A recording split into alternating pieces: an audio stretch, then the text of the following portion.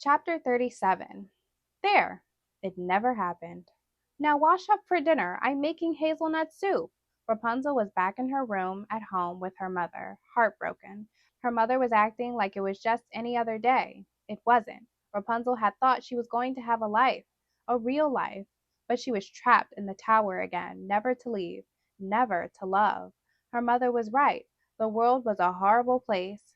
I really did try, Rapunzel. I tried to warn you what was out there. The world is dark, selfish, and cruel. If it finds even the slightest ray of sunshine, it destroys it. Like my sisters, Gothel thought. Rapunzel opened her clenched fist. She had been holding on to one of the purple flags from the celebration.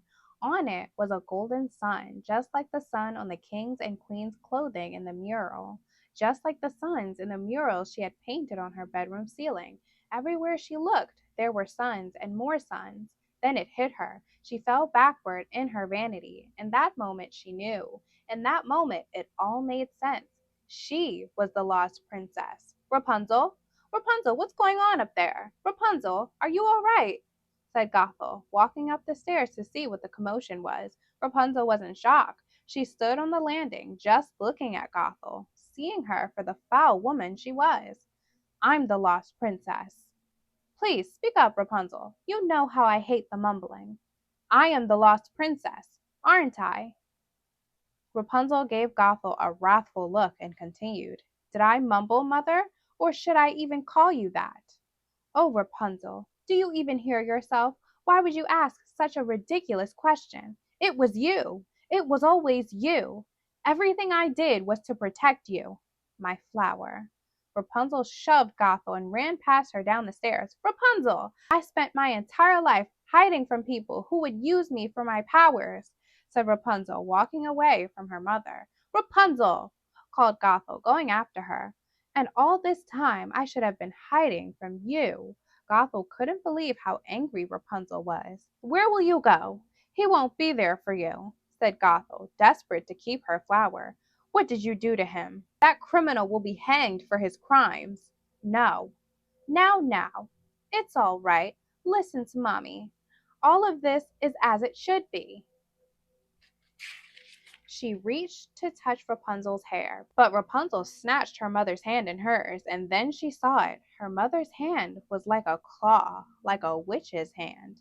No, you were wrong about the world, and you were wrong about me, and I will never let you use my hair again, Rapunzel shouted, pushing Gothel backward into a mirror, smashing it.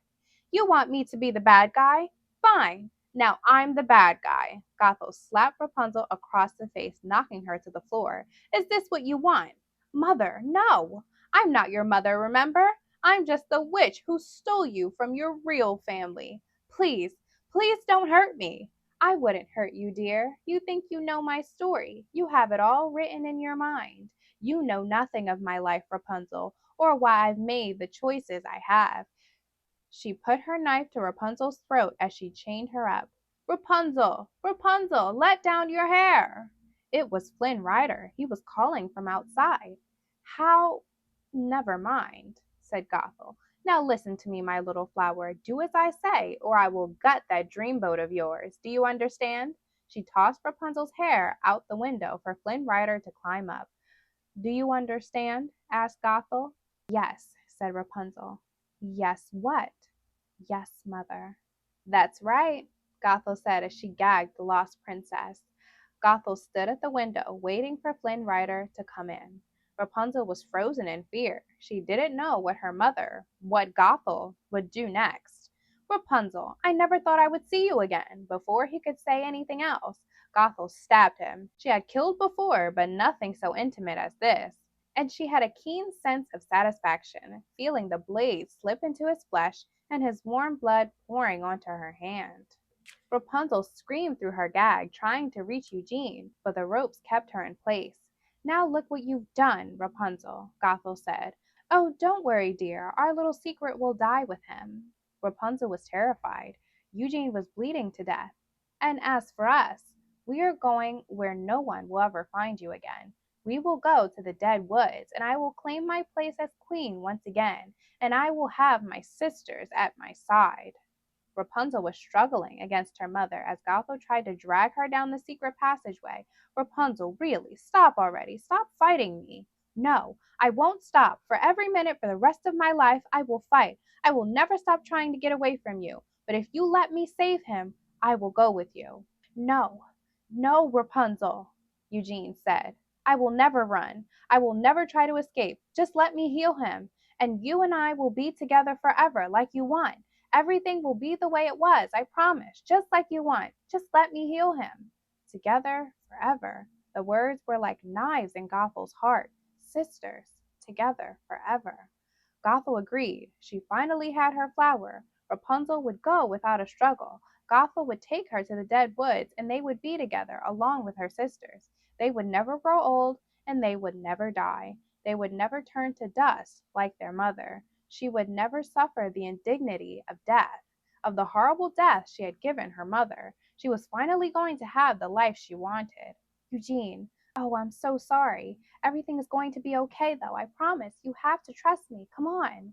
I can't let you do this. He was dying, and Rapunzel's heart was breaking as she watched him slip away from her. And I can't let you die, Rapunzel told him. But if you do this, then you will die. She knew Eugene was right, but there was no choice. Hey, it's going to be all right. She didn't know who she was trying to convince, Eugene or herself. Rapunzel, wait, he said as he touched the side of her face, and before she could stop him, he sliced off her hair with a piece of broken mirror. Eugene, what? She held her hair in her hands as she watched it die and turn brown. It looked like dead leaves. No! Gothel screamed as she tried to gather the dying hair to her. No, no, no! What have you done? And then it was happening. She was suffering the same fate as her mother. She started to wither. She started to age. It was horrific. And the pain, it was worse than she had imagined. It consumed her. It devoured her from within. What have you done? She ran to the mirror, trying to find the aunt sisters, trying to find someone who could help her. She couldn't leave her sisters alone. What would become of them? She had failed them. She had failed her sisters. She was going to die. I can't leave my sisters. I can't, she screamed as the pain filled her body. There was no escaping it. Had her mother felt that way when she died? Had it been that horrendous for her? Gothel was turning to dust. She could feel herself falling away, and she saw Rapunzel's horrified face as Gothel tripped and fell out the window. The last thing she saw was the last thing her mother had seen, a look of utter revulsion and horror.